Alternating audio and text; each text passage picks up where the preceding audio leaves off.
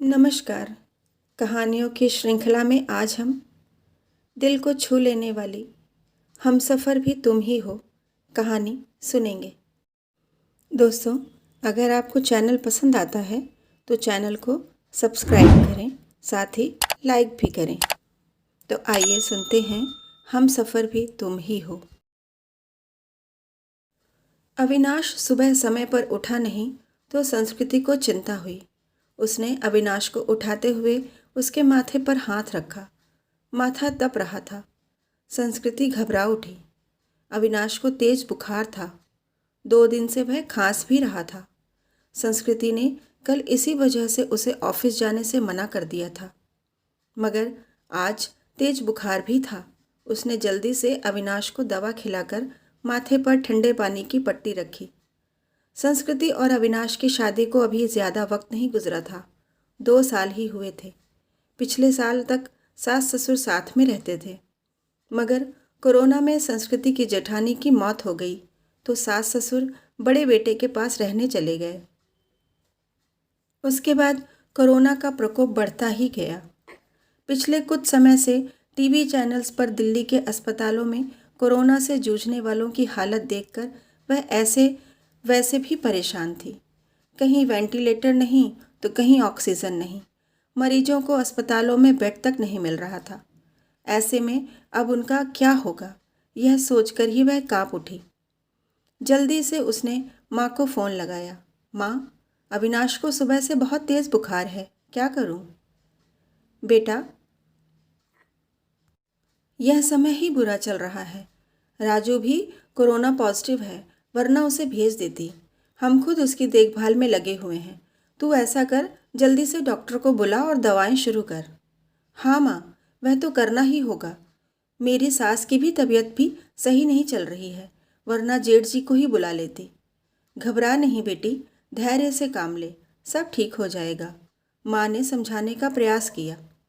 संस्कृति ने पति का कोरोना टेस्ट कराया। तब तक फैमिली डॉक्टर से पूछकर दवाएं भी देती रही।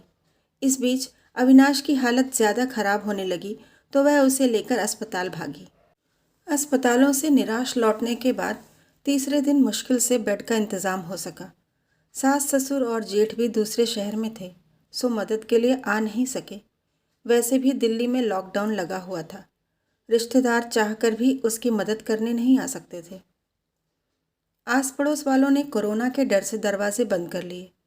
तब संस्कृति ने अपने दोस्तों को फ़ोन लगाया, पर सब ने बहाने बना दिए। अकेली संस्कृति पति की सेवा में लगी हुई थी। अस्पताल में मरीजों की लंबी कतारों और मौत के तांडव के बीच किसी तरह संस्कृति खुद को बचाते हुए पति के लिए दौड़ भाग करने में लग गई। कभी दवा की पर्ची लेकर भागती तो कभी खाना लेकर, कभी डॉक्टर से गिड़गिड़ाती तो कभी थक कर बैठ जाती। उसे कोरोना वार्ड में जाने की इजाज़त नहीं थी। बाहर रिसेप्शन में बैठकर ही पति के ठीक होने की कामना करती रहती। उस पर पति की तबीयत अच्छी होने के बजाय बिगड़ती जा रही थी। उस दिन भी डॉक्टर ने पर्ची में कई दवाएं जोड़कर लिखीं। वह दवाएं लेने गई, मगर जो सबसे ज़रूरी दवा थी वही नहीं मिली। अस्पताल में उसका स्टॉक खत्म हो चुका था। अब वह क्या करेगी? बदहवास सी वह अस्पताल के बेंच पर बैठ गई। बगल में ही परेशान सा एक युवक भी बैठा हुआ था। संस्कृति ने उसकी तरफ मुखातिब होकर पूछा, आप बता सकते हैं यह दवा मुझे कहाँ मिलेगी? मैं खुद यह दवा ढूंढ रहा हूँ, आसपास तो मिली नहीं। मेरे दोस्त ने बताया है कि नोएडा में उसकी शॉप है। उसने कुछ दवाएं स्टॉक करके रखी हैं, सो वह मुझे दे देगा। अभी जाने की ही सोच रहा था। पर्ची लाइए, मैं अपने साथ आपके लिए भी दवा ले आता हूँ। बहुत मेहरबानी होगी। सुबह से इसके लिए परेशान हो रही थी। पसीना पोंछते हुए संस्कृति ने कृतज्ञ स्वर में कहा, मेहरबानी की कोई बात नहीं, इंसान ही इंसान के काम आता है। बस इतना शुक्र मनाइए कि दवा वहाँ मिल जाए। कहकर वह चला गया। करीब 2-3 घंटे बाद लौटा तो उसके चेहरे पर परेशानी की लकीरों के बावजूद खुशी थी। यह लीजिए, बड़ी मुश्किल से मिली, मगर मिल गई, यही बहुत है। बहुत बहुत शुक्रिया। कितने की है? संस्कृति का चेहरा भी खिल उठा था। अरे नहीं, पैसे की ज़रूरत नहीं, आप पहले यह दवा खिलाइए मरीज को। उस दिन के बाद से दोनों में बातचीत होने लगी। वह अपने भाई की देखभाल में लगा था और संस्कृति पति के लिए दौड़ भाग कर रही थी। दोनों का दर्द एक सा ही था। संस्कृति जब भी व्यथित होती तो उसके कंधों पर सिर रख कर रो लेती। कोई चीज़ लानी होती तो प्रतीक लेकर आता, संस्कृति को घर छोड़कर आता। धीरे धीरे तकलीफ के इन दिनों में दो अजनबी एक बंधन में बंधते जा रहे थे। उनके बीच एक अजीब सा आकर्षण भी था जो दोनों के इस बंधन को और मजबूत बना रहा था। एक दिन अविनाश का ऑक्सीजन लेवल काफ़ी घट गया। अस्पताल में ऑक्सीजन सिलेंडर नहीं था। तब प्रतीक ने यह जिम्मेदारी अपने ऊपर ले ली। पूरे दिन कड़ी धूप और गर्मी में लाइन लगाकर आखिर वह ऑक्सीजन सिलेंडर लेकर ही लौटा। उस दिन संस्कृति ने पूछा था, आप मेरे लिए इतना कुछ कर रहे हैं, इतना ख्याल रखते हैं, मगर क्यों? मैं तो आपकी कुछ भी नहीं लगती। फिर बताओ ना, ऐसा क्यों कर रहे हो? पहली बात, हर क्यों का जवाब नहीं होता। और दूसरी बात, हम दोनों हमसफ़र नहीं हैं तो क्या हुआ, हम दर्द तो है ना। आपके दर्द को मैं बहुत अच्छे से महसूस कर सकता हूँ। आपकी तकलीफ़ देखकर मुझे दुख होता है। बस किसी भी तरह आपकी मदद करना चाहता हूँ। एक अनकहा सा मगर मजबूत साथ महसूस कर वह गमों के बीच भी मुस्कुरा उठी थी। धीरे धीरे अविनाश की तबीयत और भी बिगड़ गई और उसको वेंटिलेटर पर रखना पड़ा। अस्पताल में वेंटिलेटर्स की भी कमी थी। कई वेंटिलेटर्स खराब हो गए। बदहवास से संस्कृति ने प्रतीक को फ़ोन लगाया तो पता चला कि उसके भाई को भी कहीं और शिफ्ट करने की नौबत आ गई है। आप चिंता न करो संस्कृति जी, मैं अपने भाई को जिस अस्पताल में लेकर जा रहा हूँ, आपके पति को भी वहीं लेकर चलता हूँ। वहाँ वेंटिलेटर की सुविधा है और डॉक्टर्स भी अच्छे हैं।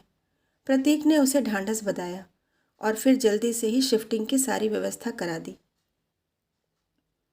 शाम में सब निपट गया तो प्रतीक का हाथ पकड़कर रूंधे गले से संस्कृति इतना ही कह सकी, आप नहीं होते तो पता नहीं क्या होता। मैं नहीं होता तो कोई और होता। अच्छे लोगों की मदद के लिए कोई ना कोई आ ही जाता है। ऐसा नहीं है प्रतीक जी, मैंने अपने दोस्तों, पड़ोसियों और परिचितों सबको देख लिया। इस कठिन समय में कोई भी मेरे साथ खड़ा नहीं। केवल आप हैं जिसे 4-6 दिन पहले तक मैं ना जानती थी। आज लगता है ऐसे आपके बिना रह ही नहीं सकती। उसकी बात सुनकर प्रतीक ने एक अलग ही नज़र से संस्कृति की तरफ देखा और फिर मुस्कुराकर चला गया। संस्कृति के दिल में अजीब सी बेचैनी होने लगी। वह सोचने लगी कि प्रतीक का साथ इस परेशानी के समय भी कितना सुकून दे जाता है। अस्पताल में मरीजों के रिश्तेदारों की भागदौड़ और परेशानियों के बीच भी चंद लम्हे वह केवल प्रतीक के बारे में सोचती रह गई। इसी तरह 2-3 दिन और गुजरे। अविनाश की हालत काफ़ी गंभीर थी। फिर एक दिन सुबह सुबह संस्कृति को सूचना मिली कि उसके पति की मृत्यु हो गई है। एक पल में संस्कृति को लगा जैसे वह अधूरी रह गई। उसका सब कुछ छिन गया है। प्रतीक ने जितना हो सका उसे धैर्य बंधाया। कोरोना की वजह से वह पति के शव को घर भी नहीं ला सकती थी। लॉकडाउन लगा हुआ था। घर वालों का आना भी कठिन था। ऐसे में उसे समझ नहीं आ रहा था कि पति को अंतिम विदाई कैसे दे। इस वक्त भी प्रतीक ही उसके काम आया। मुश्किल की इस घड़ी में सबसे पहले उसने संस्कृति को शांत कराया। फिर उसके पति को शमशान तक ले जाने का सही से इंतज़ाम कराया। संस्कृति के साथ वह शमशान तक गया। फिर संस्कृति को उसके घर छोड़ने आया। संस्कृति लगातार रो रही थी। उसके हाथ पैर कांप रहे थे। प्रतीक समझ रहा था कि उसकी तबीयत खराब है। वह अकेली है, सो अपने खाने पीने को लेकर लापरवाह रहेगी तो और भी तबीयत खराब होगी। तब प्रतीक ने हाथ पैर धोकर और कपड़े बदलकर उसकी रसोई में प्रवेश किया और सबसे पहले चाय बनाई। संस्कृति के साथ खुद भी बैठकर उसने चाय पी। फिर संस्कृति को नहाने भेजकर खुद दाल चावल बनाने लगा। संस्कृति को खाना खिलाकर उसके लिए सब्जी, फल, दूध आदि का इंतजाम कर और सांत्वना देकर वह वापस लौट गया। 2-3 दिनों बाद जब संस्कृति थोड़ी सामान्य हुई और पति की मौत के सदमे से उबरी तो उसे प्रतीक की याद आई। प्रतीक उसके लिए अपनों से बढ़कर बन चुका था, मगर उसे पता नहीं था कि वह कहाँ रहता है, क्या जॉब करता है। बस एक फ़ोन नंबर था। उसने फ़ोन मिलाया तो नंबर बंद आ रहा था। संस्कृति घबरा उठी। वह प्रतीक से संपर्क करना चाहती थी, मगर ऐसा हो न सका। 2-3 घंटे वह लगातार फ़ोन ट्राई करती रही, मगर फ़ोन बंद ही आ रहा था। अब उससे रहा नहीं गया। कुछ सोचकर वह उसी अस्पताल में पहुंची जहां उसके पति और प्रतीक का भाई एडमिट थे। वह रिसेप्शन एरिया में घूम घूम कर प्रतीक को खोजने लगी, क्योंकि अक्सर दोनों वहीं बैठे होते थे। फिर वह उसे खोजते हुए कैंटीन में भी गई। हर तरफ चक्कर लगा लिया, मगर प्रतीक कहीं नज़र नहीं आ रहा था। थक कर वह वापस रिसेप्शन में आकर बैठ गई और सोचने लगी कि वह अब क्या करे। तभी उसे वह नर्स नजर आई जिससे संस्कृति की जान पहचान हो गई थी। संस्कृति के पति की देखभाल वही नर्स करती थी। संस्कृति उसे अक्सर अम्मा ही कहकर पुकारा करती। नर्स ने प्रतीक को भी उसके साथ कई बार देखा था। संस्कृति दौड़कर नर्स के पास आई। दुखी स्वर में नर्स ने कहा, सॉरी बेबी, तुम्हारे पति को हम बचा नहीं पाए। जो लिखा था वह हो गया, पर यह बताओ अम्मा, आपको प्रतीक याद है जो अक्सर मेरे साथ रहता था? उसके भाई का इलाज चल रहा था। हाँ बेबी, उसके भाई की भी मृत्यु हो गई। वह खुद भी एडमिट है। उसे भी कोरोना है, और जानती हो बेबी, वह तेरे पति वाले बेड पर ही है, बेड नंबर 125। सच अम्मा, आप उसे पहचानती हो ना? हाँ बेबी, पहचानती हूँ। तेरी बहुत हेल्प करता था, पर अब उसकी हेल्प करने वाला कोई नहीं, अकेला है वह। मैं हूँ ना अम्मा। अब उसके लिए किसी भी चीज़ की ज़रूरत पड़े तो मुझे बताना, मैं उसके अटेंडेंट के रूप में अपना नाम लिखवा देती हूँ। ठीक है बेबी, मैं बताती हूँ तुझे। इसके बाद संस्कृति पूरे मन से प्रतीक की सेवा में लग गई। उसके लिए घर का खाना, फल, दवाएं वगैरह लेकर आना, उसकी हर जिम्मेदारी अपने ऊपर लेना, डॉक्टरों से उसकी तबीयत की हर वक्त जानकारी लेते रहना, जैसे काम वह पूरे उत्साह से कर रही थी। इस बीच प्रतीक की हालत बिगड़ी और उसे आईसीयू ले जाने की ज़रूरत पड़ गई। इसके लिए अस्पताल के क्लर्क ने उसके आगे एक फॉर्म बढ़ाया। उसमें मरीज के साथ क्या संबंध है यह लिखकर हस्ताक्षर करना था। संस्कृति कुछ पलों के लिए सोचती रही कि वह क्या लिखे। फिर उसने उस खाली जगह पर पत्नी लिखकर साइन कर दिया। क्लर्क को कागज़ थमाकर वह खुद में ही मुस्कुरा उठी। 2-3 दिन आईसीयू में रहकर प्रतीक की हालत में सुधार शुरू हुआ और उसे कोविड वार्ड में वापस शिफ्ट कर दिया गया। 7-8 दिनों तक लगातार सुधार होने और रिपोर्ट नेगेटिव आने के बाद उसे डिस्चार्ज भी कर दिया गया। इतने दिनों तक संस्कृति ने भी अपना खाना पीना और नींद भूलकर दिन रात प्रतीक की सेवा की थी। डिस्चार्ज वाले दिन वह बहुत खुश थी। उसने सीधा अपने घर के लिए कैब बुक किया और प्रतीक को अपने घर ले आई। प्रतीक ने टोका तो संस्कृति ने थोड़े शरारती अंदाज में जवाब दिया, मैंने फॉर्म में एक जगह यह लिखकर साइन किया है कि मैं तुम्हारी पत्नी हूँ, और इसलिए अब मेरा और तुम्हारा घर अलग अलग नहीं बल्कि एक ही होगा। मगर संस्कृति, लोग क्या कहेंगे? लोगों का क्या है प्रतीक? जब मुझे ज़रूरत थी तो क्या लोग मेरी मदद के लिए आगे आए थे?